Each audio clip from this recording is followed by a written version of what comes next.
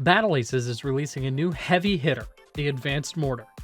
The folks over at Uncapped Games have given myself and some other awesome creators early access to get right into the thick of it. This is the culmination of heavy union technology, and I cannot wait for you to see it in action. If you want to try out the Advanced Mortar, check out the link in the description to sign up for your spot in the beta starting April 16th. Jumping right into game one, we're going to do our usual thing. We're going to pause and take a quick look at these decks. On the left, you've got me playing a recall-centric deck on our core with that Guardian Shield. We're looking to play very defensively, not give up anything in these trades. And on our Foundry, we've got the Brave Little Bomber as well as the Destroyer to answer some of that mid-game big unit pressure. The star of the show, our Advanced Mortar in the Advanced Foundry slot. And we've also got a trusty, reliable Mammoth, as well as the Predator Shade combo we believe so highly in. Jay's playing a pretty standard Crusader Shocker on his Foundry, and we are both opening with a safe 2-base. Quick expansions hurt nobody, said the 1-base player. Starting off with our on-interval 6 recalls, skipping just a little bit ahead, we see he's going Foundry, so we're comfortable to react with our Foundry. We think our Foundry is stronger because of that Destroyer in the early and mid game. And of course, we want to play with the big guns, the Advanced Mortar. Jay goes ahead and takes a third. I will be looking to answer in kind here before too long.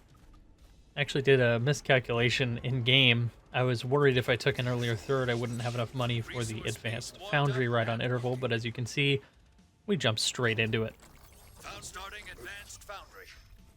Positioning ourselves for the third timing attack that we know is going to come at some point, now that Jay has Crusader Shocker. And without even scouting, we're making a couple of Destroyers to handle that Crusader push that we think is on its way. In response, Jay's going to his Advanced Foundry, which features the Advanced Blink. They are big, beefy boys. They complement his deck very nicely. Here he is with a Blink Shocker timing, rendering these Destroyers are not doing too much work. We go ahead and target down with the Q attack command onto those Shockers. We repel the invasion for the time being. We've got quite a bit of money banked up.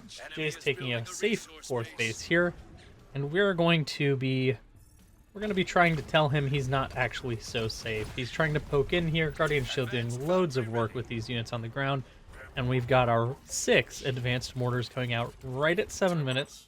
We're going to start walking across the map and head straight to his third. Units in combat. We're okay taking a mediocre trade as long as it means we get good mortar positioning. We want them as close to his third as possible so we can really keep this pressure on. I love how these things fire. The double cannons mounted on that chassis, they sing.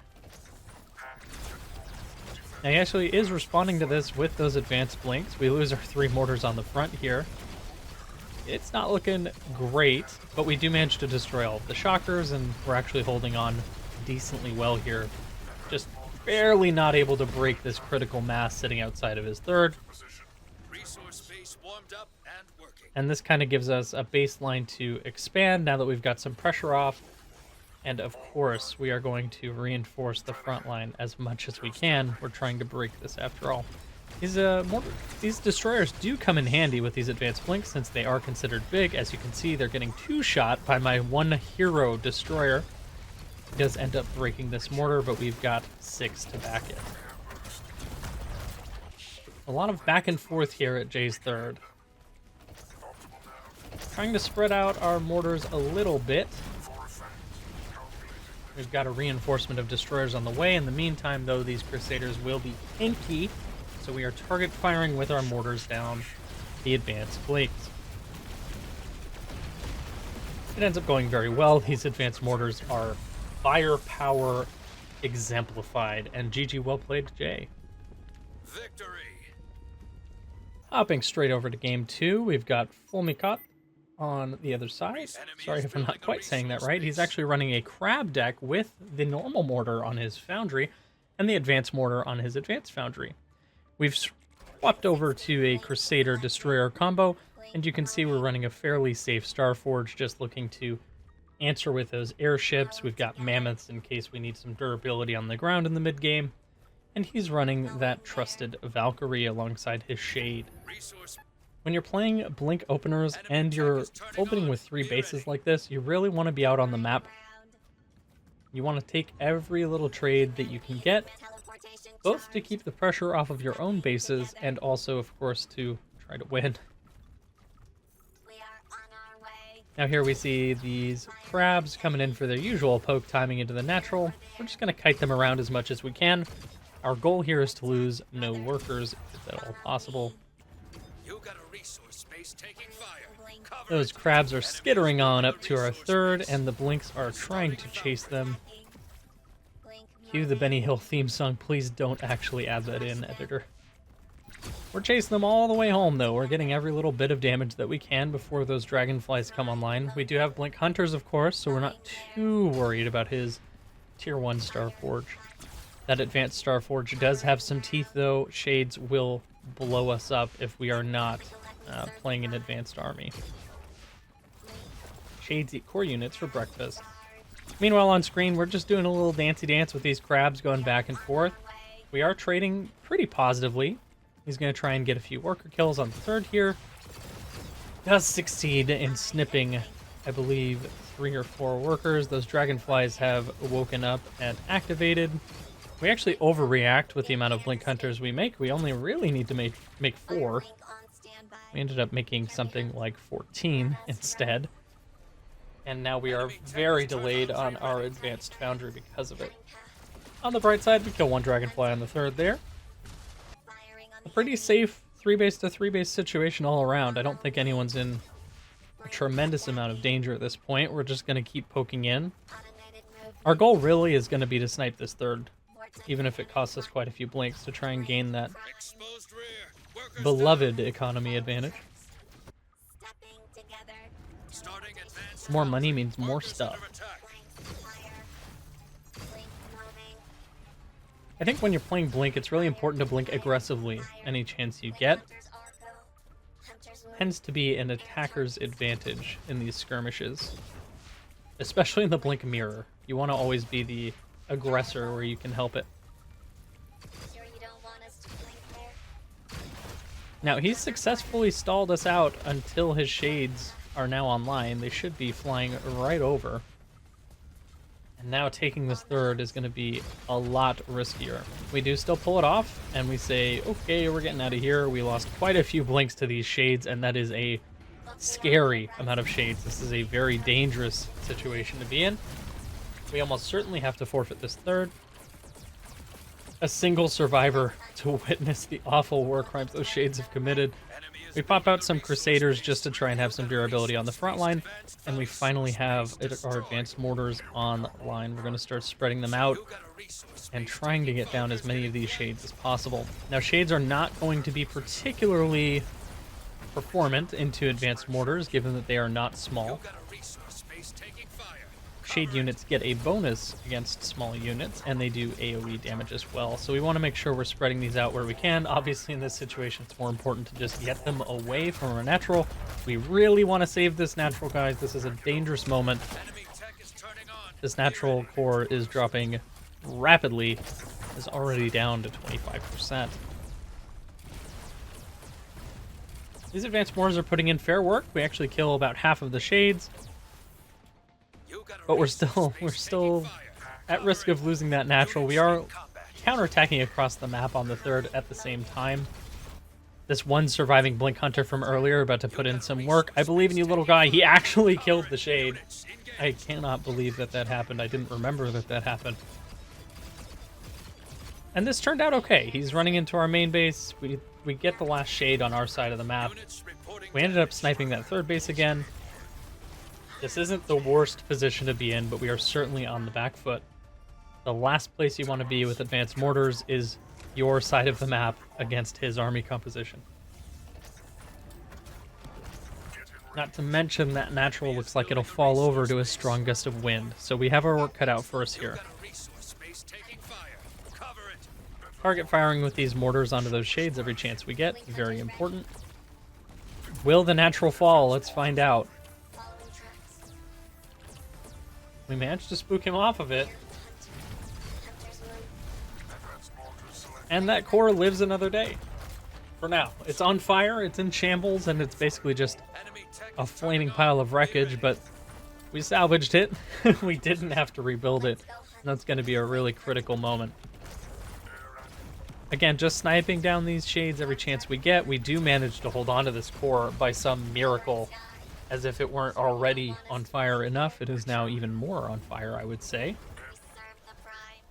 And now we're feeling like, hey, we have a decent amount of mortars.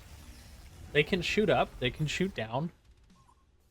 And if you look at the clock, we're also starting to get to that point where we need to start thinking about every trade through the lens of overtime. Now, when you get to the 1 minute mark in Battle Aces, it goes into what's known as overtime. And at that point, you'll probably see it the way this game is going right now, because it does not look likely that we'll be able to push to finish. It looks like we're going to be trading the best we can to have the best score possible. Right at the end of the game, in the last minute, there's a big percentage bar at the top of the screen that will indicate which player is winning based on how efficient they were, a bunch of different calculations. Basically, how well did you play this game compared to your opponent? A neat little feature is you can actually see the center of the map here is starting to light up. Now, thankfully, we still don't lose that natural. This shade is doing massive damage to our economy. It just wiped out half of our economy in a couple of seconds. But we do have control of the mid-circle area.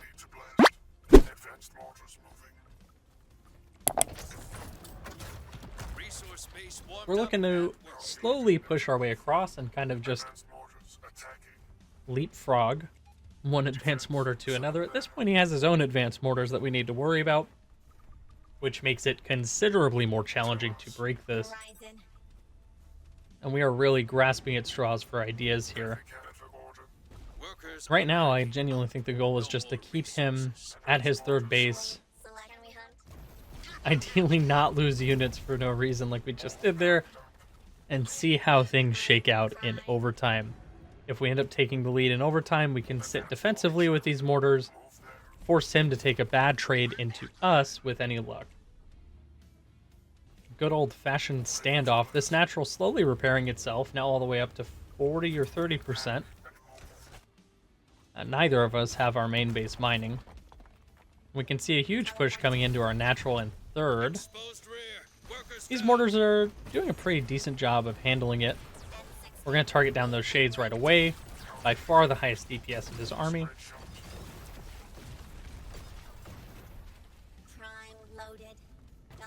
And these shades just barely wiggling between our mortars. Now at the top there you can see he has a 57% lead to our 44% now. 56 to 44. We are the aggressor. If the game ends right now as it is, he's going to win. So we're going to need to make something happen here. Running up into his natural with a bunch of blinks. Let's see if we can snipe this. It looks pretty safe. Blinks do a good amount of DPS, and that moved the counter 2% our direction. We have another, 5% to go to make it a dead even heat. And we have only got 15 seconds on the clock to do so. What we really should be doing is unsieging and full sending it into his third right now. He's actually unsieged at the moment here. 5 seconds on the clock. We don't have enough time to kill any units. We blink in out of desperation just to try and inch that counter our way. And we end up losing in overtime to Fulmicot. I cannot say his name very well, but good game, well played. Jumping straight into game 3, a bit of a change of pace. We're actually going to be playing with some devs in a 2v2. You can see Jayxp and Drift King on the other side. Jay, of course, a wonderful sparring partner. We play him all the time. Drift King, who's on the development, I believe, the art team. And then, of course, on our side, we've got Michael Skakal. I really hope I said that right. You can take a look at the decks there. There are 4 to look at. The important parts to note are that we have Advanced Mortar, Crusader, Destroyer on our Foundry, outside of a Blink core. This is a great chance to point out, this beta they actually seem to have overhauled the ping system. You can now ping for defend, attack. You can even ping for tech or expansion. You can tell your ally through the quick ping feature here that you're going Foundry, or you're going Starforge, or you're going expansion. It's really cool. It's very nice to play around with firsthand, especially since we did not have voice comms at the time. Opening up with a very greedy, I assume, 3 base here. Doing our very best to hold on to that 3rd base with our ally. It's close, but we're gonna barely lose it. My awesome teammate, of course, calling in his own 3rd behind me losing mine, so that we can keep some kind of economic lead at the very least. Other side already has 3 bases. We're gonna be looking to go into our Foundry pretty soon here. On top of that, our teammate has gone Starforge, which means the skies will be relatively covered.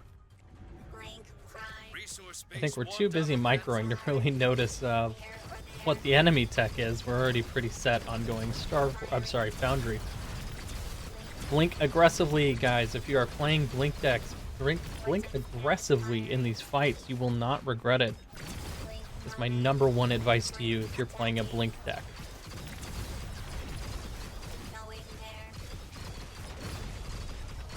Just an absolutely bloody stream of a mid-game, early-game fight here.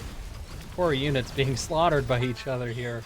Constant reinforcement lines going both ways. It looks like they're about to break this with the defense here, just a bit barely. Our teammate taking his 4th as we finish taking our 3rd. And we're looking to keep the pressure on here. We're staying past the middle of the map. We're pushing in. We're saying, hey, blink aggressively. We're killing these destroyers. They're made of paper mache as far as blinks are concerned. We actually ended up killing a solid amount of destroyers. Decent trade on their 3rd base. My teammate here coming in with the butterflies as well as the blinks. Absolute massacre of a game both ways. It looks like we have just barely gotten edge. We finally traded back that 3rd base. We destroyed 1 of their 3rds and now 2, as they are starting to destroy my 4th with those dragonflies on that timing. Our Advanced Foundry just finished up. We're looking to deflect these dragonflies the best we can with these Advanced Mortars. We're gonna siege up. You can almost feel the Earth shake. I guess Mars in this case. You can almost feel Mars shake when these things mount up and siege down.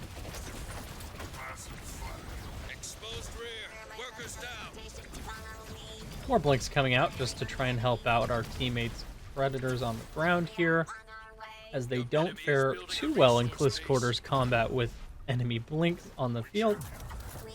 These predators, of course, ensuring that we maintain air dominance with any luck. That 89mm cannon goes crazy. And we can see they're sieging up their own Advanced Mortars on the other side of the map here, so we're just gonna play footsie and throw away half of our blink. We're gonna kind of kick back and forth a bit here. We're trying to take control of the center the best we can. Other team blinking forward into these Advanced Mortars. 1 does go down, and we produce 8 or 9 more that are walking across the map here. The biggest difference between the Advanced Mortar and the Mortar is that the Advanced Mortar shoots up. And it shoots up very well. When it says airburst, that is not a joke. It is literally air bursting things out of the sky with its projectiles, which is mind-blowing to me. We're parking up right on the edge of his Advanced Mortars here. We actually managed to get in range of 1 of them. Our teammate's cat bus is clearing the way forward. We're able to push a lot more aggression onto these mortars much quicker than we would have been able to otherwise. I mean, this is just an absolute slugfest of a game. We didn't even mean to pack up all these mortars, but it does mean we can get closer pretty safely here.